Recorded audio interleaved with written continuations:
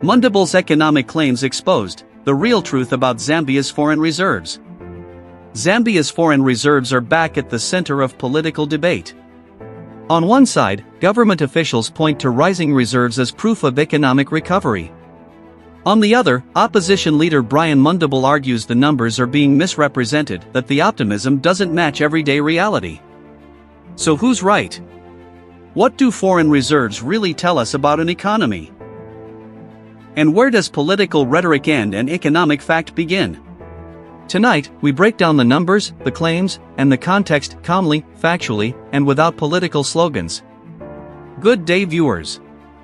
Welcome to another edition of the InspirAfrica Official. I'm Nakash. Well, what a week it's been across the African political landscape. But today, we're diving into a story emerging from Zambia that has set the nation's political arena ablaze. Picture this. A nation's financial credibility hanging in the balance. Opposition voices echoing through parliament chambers, making bold declarations about economic catastrophe. Claims of vanishing foreign reserves. Accusations of fiscal mismanagement at the highest levels. And at the center of it all, one man's assertions that would either expose a government cover-up or unravel into one of the most embarrassing political miscalculations in recent Zambian history.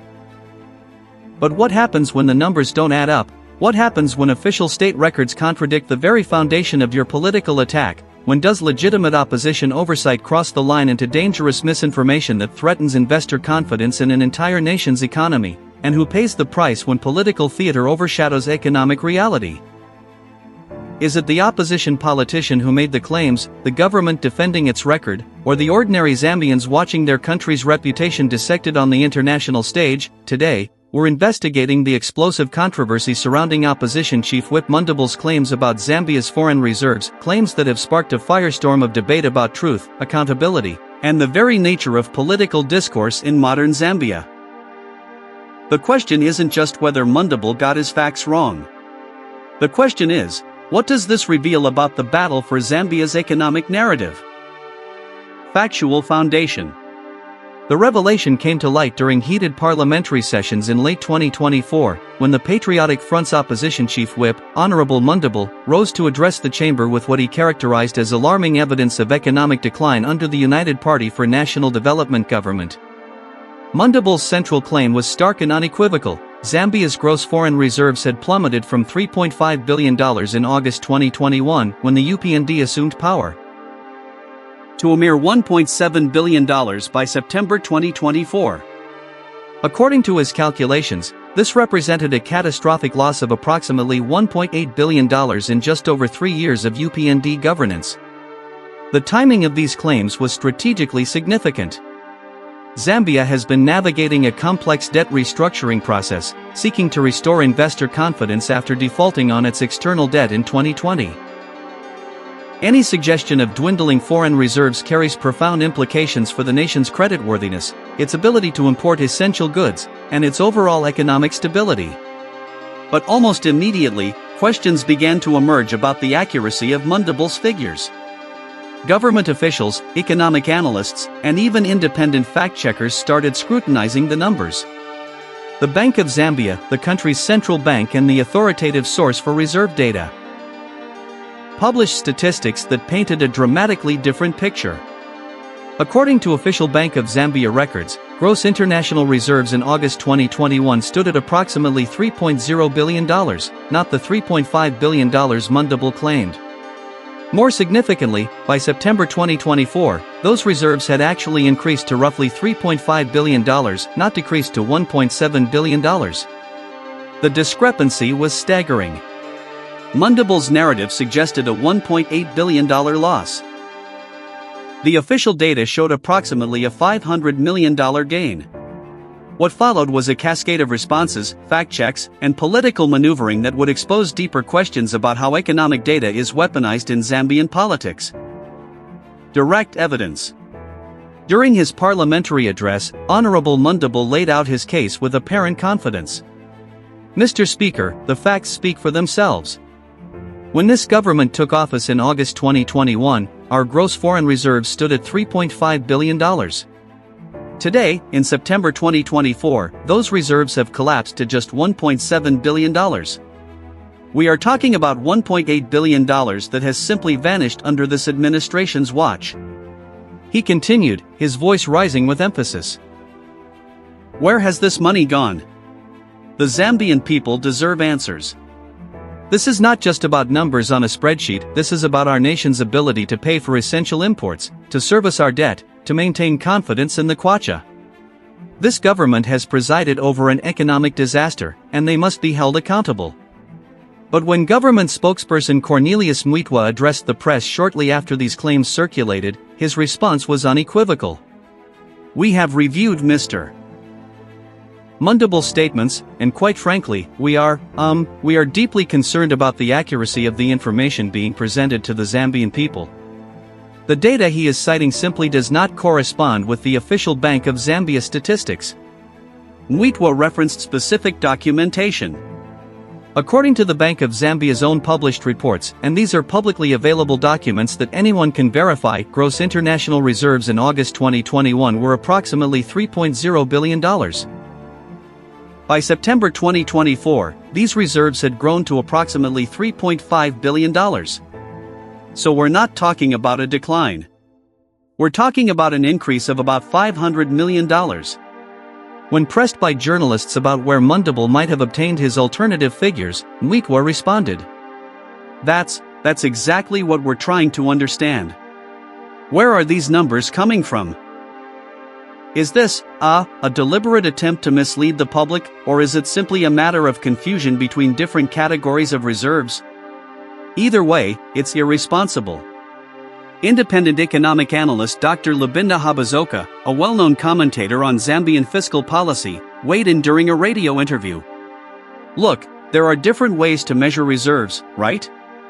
You have gross reserves, net reserves, reserves measured in months of import cover. So it's possible that Mr. Mundubile was looking at a different metric. But if you're making a claim in Parliament about gross foreign reserves specifically, you need to be using the Bank of Zambia's official gross reserves figure. That's the standard. That's what everyone uses. When asked directly whether Mundubile's figures had any basis in reality, Dr. Habazoka was diplomatic but firm. I've looked at the data from multiple sources, the Bank of Zambia, the IMF's country reports, the Ministry of Finance statements. I cannot find any official data that supports the figures Mr. Mundubile presented. The trajectory of Zambia's reserves over this period has been generally positive, especially considering the challenging global economic environment. Social media exploded with reactions.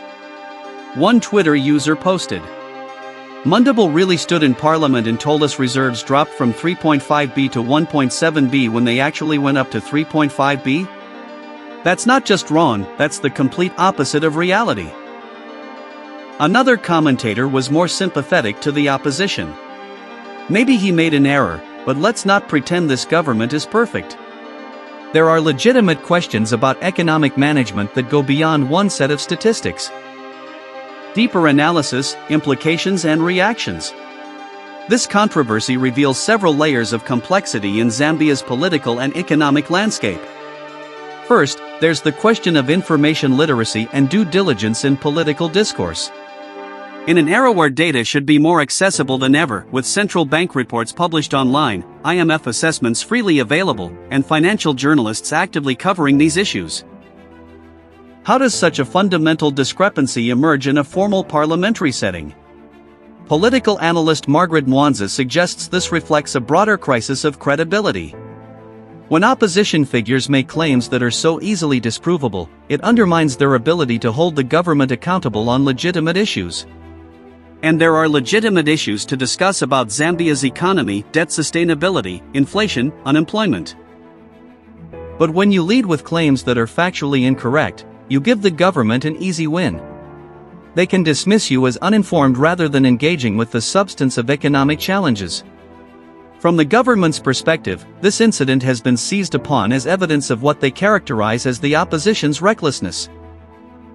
UPND supporters have circulated the corrected statistics widely on social media, framing the episode as proof that the Patriotic Front cannot be trusted as a credible alternative. But some observers warn against dismissing Mundubile's concerns entirely. Economics lecturer Dr. Brian Sampa notes, yes, the specific figures were wrong. But let's not lose sight of the broader context. Zambia is still dealing with significant economic challenges. Foreign reserves are just one metric. We need to look at the quality of economic growth, employment creation, poverty reduction.